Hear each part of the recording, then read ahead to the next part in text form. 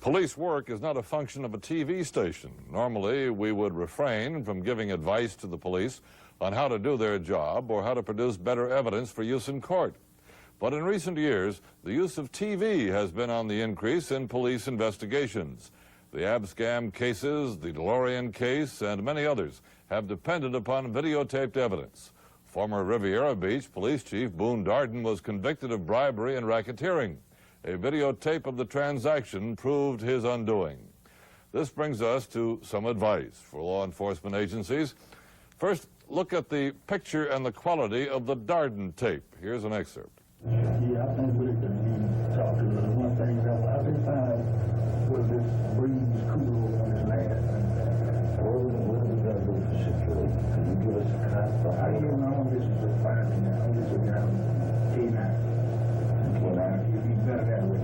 All right. Because we want you an idea that you're protecting something in the sun. Pretty bad black and white picture and the sound. In contrast, look at the next excerpt. This video was shot by a News 4 crew at the warehouse used for the undercover sting operation, which this week has netted 115 arrests. It's 55. What? $55 for what? For these. All three of them? I ain't heard what on that. I ain't hear that on the phone now. What you heard? Yeah. I heard 35, 35, and 25 for the That's not a store card. Amoco card. What are we gonna do though? Where are we gonna move it? To distributor. Yeah, well, You told me you was a distributor company, right? we do, but So distribute it. Notice the difference in quality. It's no great trick to get good pictures and sound. The equipment can be bought at a neighborhood camera shop, color camera, zoom lens, good microphone. Then train the camera operator and presto, you have a quality videotape to show a jury and enhance chances for conviction. End of advice to police. Ralph, there has been community pressure in South Dade for a lot of these suspects to surrender. In fact, 2 of them were waiting for the sting detectives when they got to work this morning, and we're told that one more was rounded up by his family. They brought him to the police station. It took 6 weeks to physically build the sting warehouse, an operation that could probably be set up in an afternoon by real fences. But the cops needed bulletproof counters, a room to photograph evidence, and much more.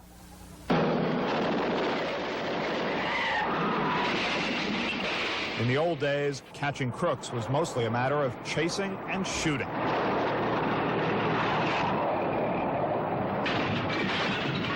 It worked pretty well. But today's bad guys have gotten more sophisticated, and so have the crime fighters. In fact, today's detectives often get their strategy straight from Hollywood. This is the B&T Distributing Company in South Dade. To neighbors, it looked like any other warehouse. To burglars, the people inside seemed to do business like any other fencing operation. B&T bought TVs, stereos, even cars for about 1/10 of actual value. Y'all take anything worthwhile? Anything with some Credit cards, guns. Oh, yeah? All right, good. I'll be here to see you, man. A lot. Credit card? B&T had a lot of happy customers. In 6 months, there were over 700 deals at this counter, almost all for stolen goods. But the fences were cops, and the warehouse an elaborate movie set, designed like those in Hollywood to produce great pictures of the stars. The stars in this case were thieves. Here's how the sting fooled so many of them. All of the deals were done in front of this wall. Behind it, 2 hidden cameras. For 6 months, people selling stolen goods looked into the lenses but never spotted them. One was behind a TV screen that was never turned on, for good reason. The picture tube had been replaced by a camera. And look closely at the hole in the equipment board on the right. That's a TV camera. Customers always did look closely at the wall. Just above the cameras were posters of women named Goldie and White Boots. Invariably, the guys would look up to view the beauty and just gave us a very good face-on shot. These were not women wearing fur coats. They hardly had anything on. White Boots had white boots on, and that's about it. Hey, you ain't got no posters better than that there, man. You don't like that? You know, I told you about that last time I came here, man. I like that nothing. Nothing better than that, man. The day we watched, there was a third camera, ours. hidden behind an upstairs window. Nearby, the police pictures were recorded by a detective who listened through microphones hidden in the counter.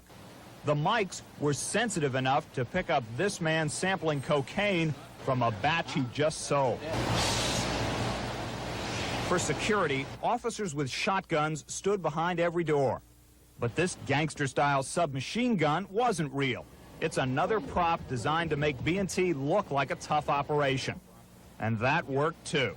Nobody ever tried to rob the detectives. So day after day, the bought-back loot piled up, a total of almost $2 million worth. That was good news for victims like Joseph Skanks, who recovered stereo equipment, and Bob Wilkinson, who got back high-tech business machines. I didn't think I'd ever see it again.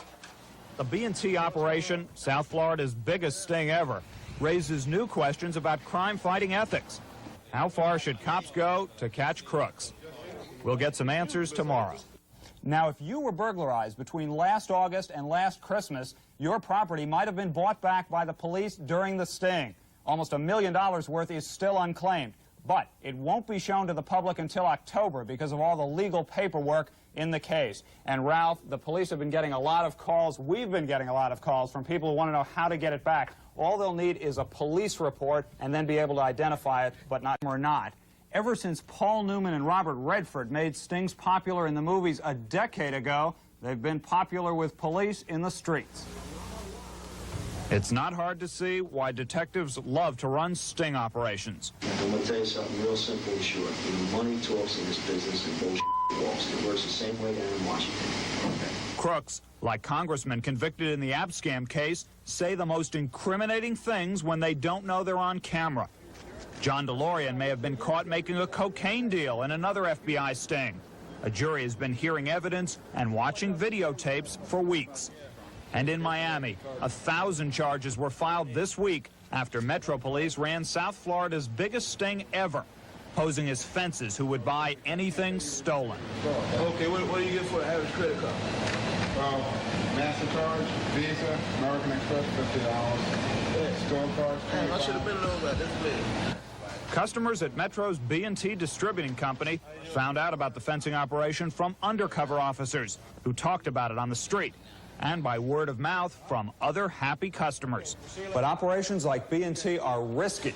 In coming months, hundreds of defense lawyers will stand up here and object to the way their clients were caught. In effect, they'll try to put the sting itself on trial. There will be two key questions. Number one, are stings fair? Lots of people who would not otherwise commit crimes or be likely to commit crimes are going to walk through that door because it's just a temptation. You're dangling a bait before people. Human nature is such that there's only so much one can resist. They would call us up right from the victim's home and indicate to us that they had this, that, and that. It almost sounded like they had a shopping list right there in front of them. Obviously, they were sitting there looking at what the people had. We found that about 95% of them were street criminals, and we suspect that if we got into the juvenile records that even more would have been involved. So we were not dealing with first-time, only-time criminals. Question two is what the public will be asking. Do stings stop crime? They're more expensive than old-fashioned detective work. The police spent $159,000 buying back all that stolen property, and the 6 officers plus 1 sergeant working full-time on the sting cost taxpayers another $175,000. I think that it satisfies the hue and cry of the public to do something about crime. You're going to generate statistics. I mean, you're going to make arrests, right? But you're not going to have any effect, the evidence indicates anyway, you're not going to have any effect on a property crime per se. To be fair, that's debatable. The federal government helped pay for 62 sting operations in the 70s and then concluded they had lowered crime rates. But studies by the Massachusetts Institute of Technology and the University of Delaware in the same 62 cities showed no drop in crime. For now in South Florida, though, there are no long-term results, only dozens of suspects in jail.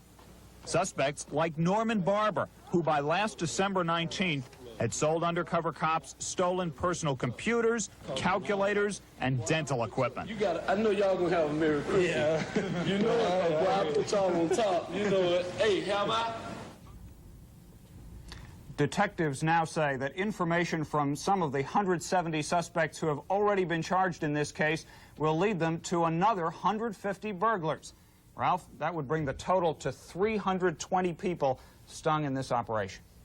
For 5 months, spanning August to December of last year, Metro Police conducted an undercover warehouse operation, buying stolen merchandise and videotaping the transactions for use as evidence. 700 deals were made with about 450 persons. Some $2 million worth of stolen goods, from TV sets to automobiles, were bought by undercover agents for $159,000. The operation was dubbed B&T, standing for burglars and thieves. But the B&Ts who came to the South Dade warehouse to do business were unsuspecting. 120 people have been arrested so far. 51 are still being sought. Although many are now out on bond, police say such a sting operation causes a crime drop as burglars and thieves are tried and jailed. Others question a sting's effectiveness and fairness. When word gets out that a new place to fence stolen goods is open, does that encourage people to steal and sell? Most of the B&T suspects are repeat offenders. Will jail time for theft help lessen their illegal predatory pursuits? We don't know. But in an age when criminals seem to have the upper hand, we applaud such imaginative counter-crime efforts by police. To not try is to do nothing.